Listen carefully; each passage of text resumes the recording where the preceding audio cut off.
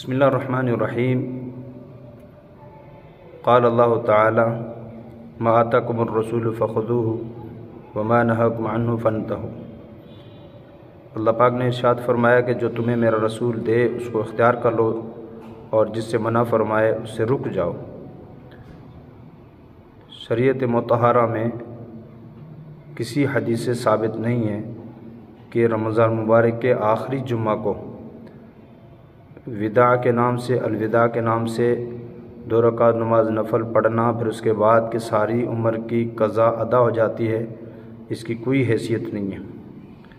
مولا علی قاری رحمۃ اللہ نے فرمایا یہ جو روایت اختیار کی جاتی ہے کہ آخری جمعہ میں جو ہے 2 رکعت پڑھنے سے نفل پڑھنے سے عمر بھر کی قضا لوٹا لی جائے گی یا قضا ادا ہو جائیں گے فرض، تو یہ موضوعات میں سے ہے، من گھڑت حدیثوں میں سے روایت کی گئی ہے۔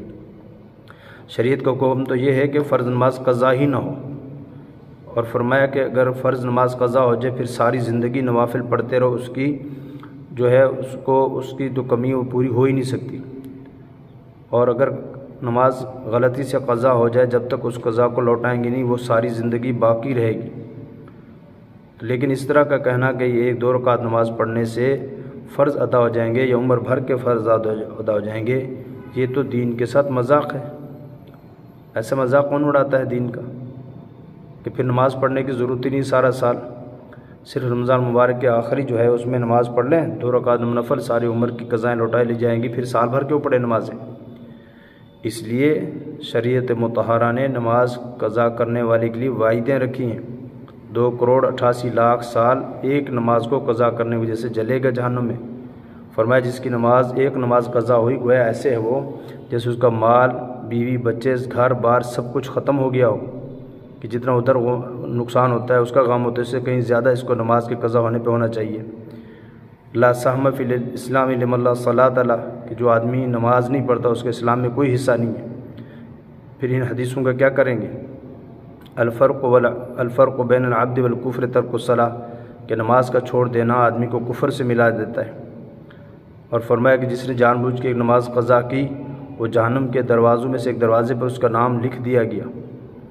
قضا تو اور بات ہے، صحیح نماز نہ پڑھنے والے کے بارے میں آیا کہ جو رکوع سجدہ صحیح نہیں کرتا یہ چور ہے۔ دوسری بات میں آتا ہے کہ جس کا سجدہ رکوع صحیح نہیں ہے وہ نماز پرانے کپڑے کی طرح اس کے منہ پر مار دی جائے گی۔ اگر ساری زندگی کی نمازیں صرف 2 رکعت نماز نفل سے لوٹا لی جاتی، قضا اور فرض ادا ہو جاتے، تو یہ ساری وعیدیں کیوں؟ اس لیے وہ بات آگے چلائیں جو حضور اکرم صلی اللہ علیہ وسلم سے ثابت ہو، اور فرمایا کسی بھی عمل کی فضیلت وہ وحی الہی کے ذریعے اور حضور اکرم صلی اللہ علیہ وسلم کے قول اور فعل کے ذریعے ہم تک پہنچے اس کی فضیلت ہوتی، اس کے بغیر تو فضیلت حاصل نہیں ہوتی۔ اور آخری جمعے کو خطبہ دینا اس طرح کی کوئی شریعت سے ثابت نہیں ہے۔